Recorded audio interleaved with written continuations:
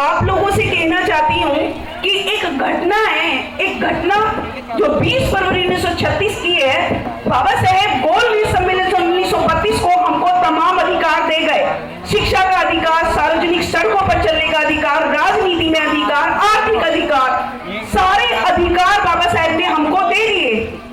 तो मनुवादियों के पेट में बड़ा दर्द हुआ और बाबा साहेब लगातार आंदोलन कर रहे थे। तो ऐसे ही 20 फरवरी 1936 में वो महाराष्ट्र के वर्धा में एक आंदोलन कर रहे थे। और आंदोलन किसके लिए था?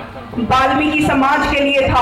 और वहां पर वाल्मीकि लोग इकट्ठे हुए थे, उनके अधिकारों की लड़ाई वहां पर लड़ रहे थे। तो गांधी भी वहां पर आ गया। और जब गांधी वहां आ गया तो लोगों ने, गांधी आ गया वो ठीक है, लेकिन लोगों ने उनका बहुत स्वागत नहीं किया। लेकिन जैसे ही बाबा साहेब वहां पर पहुंचे तो वहां की जो महिलाएं थी वो भागी भागी दौड़ी दौड़ी बाबा साहेब के पास आई और उनका आरता उतारने लगी। और सारी तरफ, चारों तरफ यही जय जयकार होने लगी कि हमारे मसीहा आ गए, हमारे मसीहा आ गए। ऐसे बाबा साहेब, तो जब इतना भव्य स्वागत बाबा साहेब का हुआ तो गांधी को वो रास नहीं आया और गांधी कहने लगा, गांधी ने उस वक्त तो कुछ कहा नहीं, लेकिन जैसे ही सभा समाप्त हुई तो गांधी ने कहा कि डॉक्टर अम्बेडकर, मैं भी समाज का भला करना चाहता हूं, आप भी समाज का भला करना चाहते हो, मैं भी इनका हितैषी हूं, आप भी इनके हितैषी हो। फिर इन लोगों ने, ये जो वाल्मीकि समाज के लोग हैं, इन्होंने आपका इतना भव्य स्वागत क्यों किया? तब जानते हैं बाबा साहब ने क्या कहा? बाबा साहब ने कहा कि आप इनकी दाई मां हो सकते हो, लेकिन मैं इस समाज की मां हूं। ये बाबा साहब ने कहा। तो गांधी इतना सुनते ही दिल मिला गया और गांधी जी ने कहा कि डॉक्टर अम्बेडकर, जितनी तुम्हारी उम्र है उतने दिन तो मुझे राजनीति करते हुए हो गए, क्या तुम मुझे बताओगे कि मैं इस समाज की क्या हूं? तो बाबा साहब कहते हैं कि ओ मिस्टर गांधी, मुझसे एज की नहीं एजुकेशन की बात कीजिए, क्योंकि एज की बात तो मूर्ख लोग किया करते हैं। ये बाबा साहब ने कहा।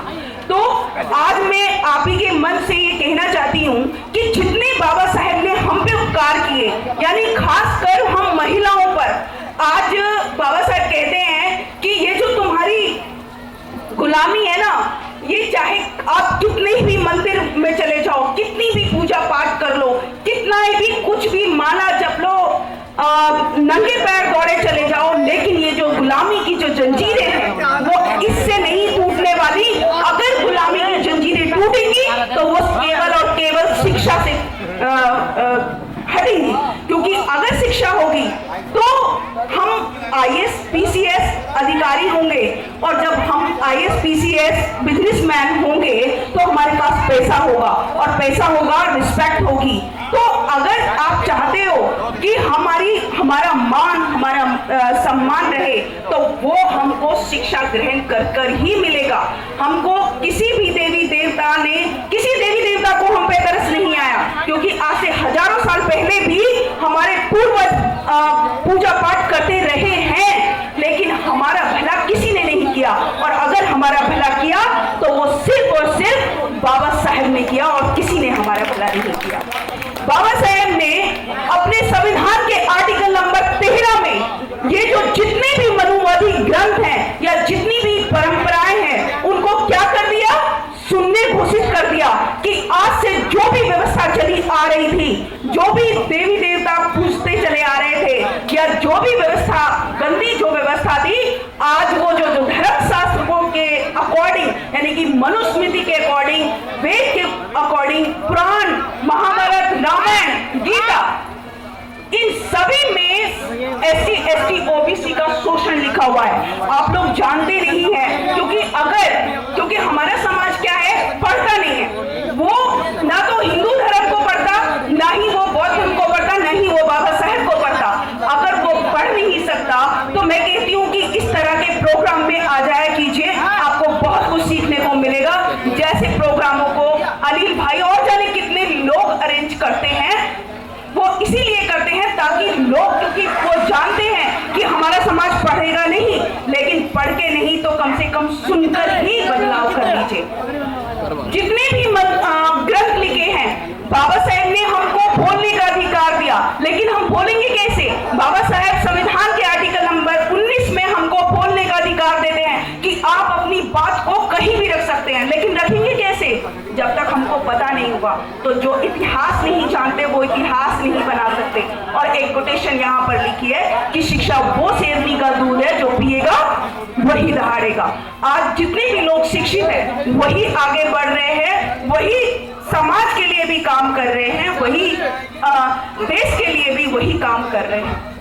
हमको तभी करना पड़ेगा जब हम सारे मिलकर, यानी कि खाली जेंट्स से काम नहीं चलेगा, क्योंकि बाबा साहेब हम महिलाओं पर बहुत बड़ी जिम्मेदारी सोचकर गए हैं। और बाबा साहेब ने कहा भी, और बाबा साहेब ये प्रूव भी करके गए कि अगर सबसे ज्यादा समझदार होती है तो वो महिला होती है। और ये उन्होंने अपने संविधान में भी साबित कर दिया, क्योंकि बाबा साहेब कहते हैं कि 18 साल में महिला समझदार होती है और पुरुष 21 साल में। यहाँ सभी लोग बैठे हैं, चुपचाप बैठे हैं, ना ही किसी भी तरीके का कोई रिएक्शन नहीं, पता नहीं समझ में आ रहा है नहीं आ रहा है, बोलने का मन ही नहीं कर रहा है।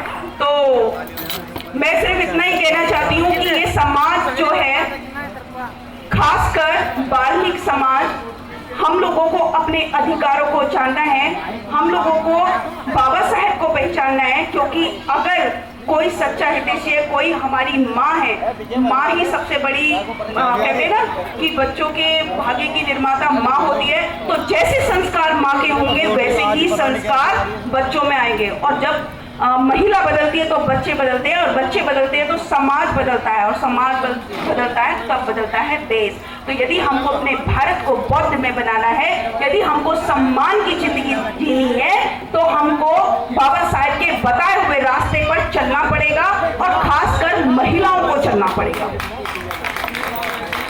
एक कहानी छोटी सी बताकर मैं अपनी बात को खत्म करूंगी, क्योंकि बाबा साहेब ने जो हमको सबसे बड़ा अधिकार दिया है वो शिक्षा का दिया है। आज इस मंच पे आज महिलाओं का और पुरुषों का बराबरी का सम्मान हुआ। क्या आपने कभी भी पहले महिलाओं को इतना सम्मान मिलते हुए देखा?